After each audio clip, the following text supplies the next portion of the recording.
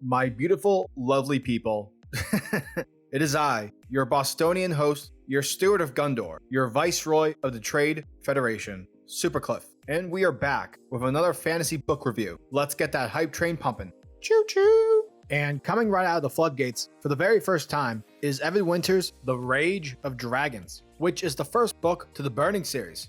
So, what is The Rage of Dragons? Well, let me tell you, check it. The Rage of Dragons is an African-based styled fantasy world with a pinch of European fantasy sprinkled throughout. And the backstory to this majestic world is about a race of people called the Omehi. And it's explained that roughly 200 years ago, the Omehi people had traversed the seas to this peninsula of land, where the area is inhabited by these tribe-like beings known as the Hedeni. The Omehi take over and settle across the peninsula, driving the Hedeni inhabitants back further inland. And because of this colonization, it sparked a never-ending war between these two races. Now, the Omehi people are a warlike society. Their entire infrastructure is built upon war, and their class structure is that of a caste system. You know, where the nobility are up top, respected, and the lessers are treated like a piece of dirt. The only difference being here is that those who are born within nobility are actually born physically stronger and much more capable all around, whereas the low, aka the lessers, are born without any additional attributes of any sort. Gonna use a Halo reference here, because Halo's awesome. Think of the nobles as the elites. Strong, fast, possess a higher level of endurance, whereas the lessers are basically the grunts, essentially cannon fodder.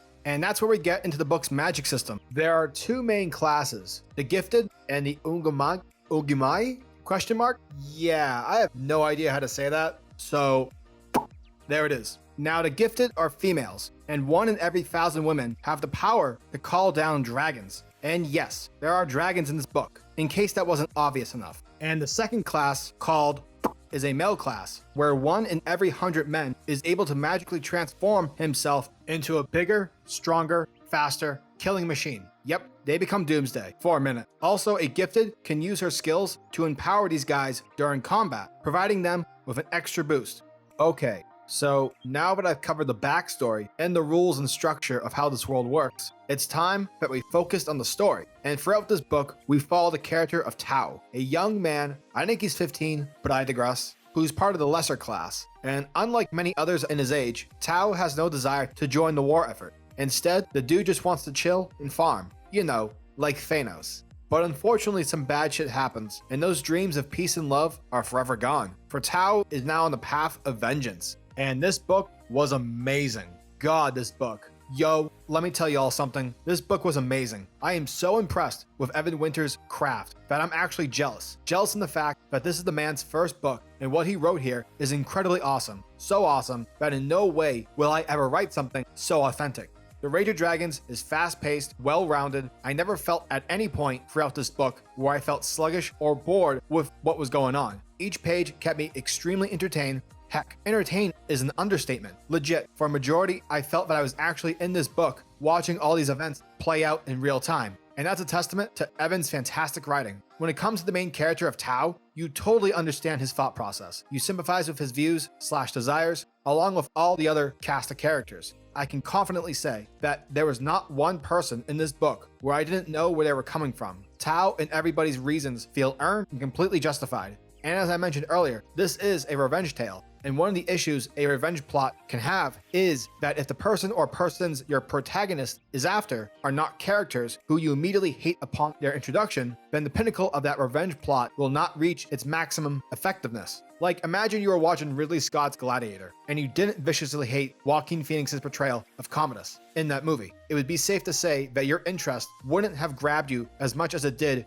because he was such a despicable prick, and you wanted him to get fucked up by Maximus Decimus Meridius. Now, the themes that are in this book clearly address the cycles of violence, revenge, obsession, and humanity's need for war. Is it possible to break certain patterns? Does breaking said patterns ultimately destroy the innocence of one's very being? These are deep themes and are extremely relatable, but what Evan does to address these themes is in the format of asking questions through characters. You're not getting the author's opinion, nor are you getting the, this is how it is because I wrote it. No, everything's open for interpretation. And in my opinion, that's what a good author should do.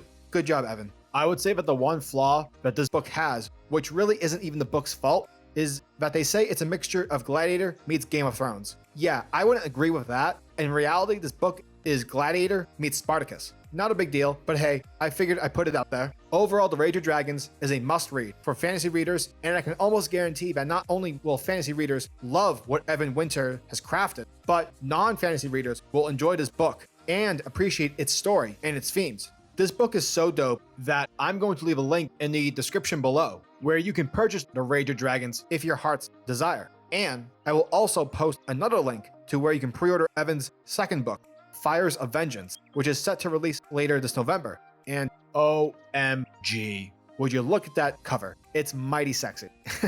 The Rage of Dragons gets a 10 out of 10. So tell me, what do you guys think? Are you interested in The Rage of Dragons? Have you already read this book? Are you ecstatic for Fires of Vengeance? Leave your thoughts in the comment section below. Until then, hope you all are having a great day. Like, comment, subscribe, follow me on Instagram, Facebook, and Twitter. And as always, peace.